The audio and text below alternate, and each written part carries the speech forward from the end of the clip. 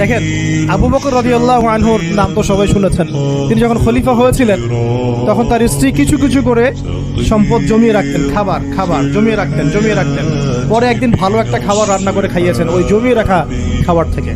এখান থেকে একটা বিষয় বুঝতে পারলাম, সম্পদ সেভ করা শিখতে হয়।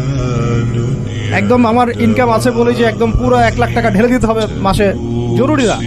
10,000 টাকা করে সেভ করার চেষ্টা করেন, হয়তো এই 10,000 টাকা একটা পরিবারের ভরণ পোষণের জন্য যথেষ্ট হয়ে যাবে। ওই সেভ করা টাকাটা যদি আমি কালকে দান করে দেই আল্লাহর রাস্তায় বা অন্য কোনো মানুষকে, তার 1 মাসের খরচ হয়ে যাবে, বিশাল একটা উপকার হবে। আমরা কিন্তু কিছু টাকা পাইলেই কসমেটিক্স, নতুন জুয়েলারি, ঠিক আছে, নতুন কি আসলো বাজারে, নতুন কসমেটিক্স আর কি, এইগুলোর দিকে বেশি ফোকাস করি। এখান থেকে টাকা একটু জমিয়ে আমরা যদি আল্লাহর পথে ব্যয় করার চিন্তা করি, পরিবারে বরকত আসবে। এই জন্য সম্পদকে মূল্যায়ন করা। রিজিক আল্লাহ পাক দিয়েছেন বলেই সব যে ঢেলে দিতে হবে, এটা ভালো না, এই কাজটা ঠিক না। আল্লাহ পাক আজকে আপনাকে হয়তো 1 কোটি টাকা দিয়েছেন, কালকে আল্লাহ না করুক 1000 টাকার জন্য মানুষের কাছে হাত পাততে বাধ্য করতে পারেন আল্লাহ পাক। এমনও কিন্তু দিন আসতে পারে, দিন সবার সবসময় সমান থাকে।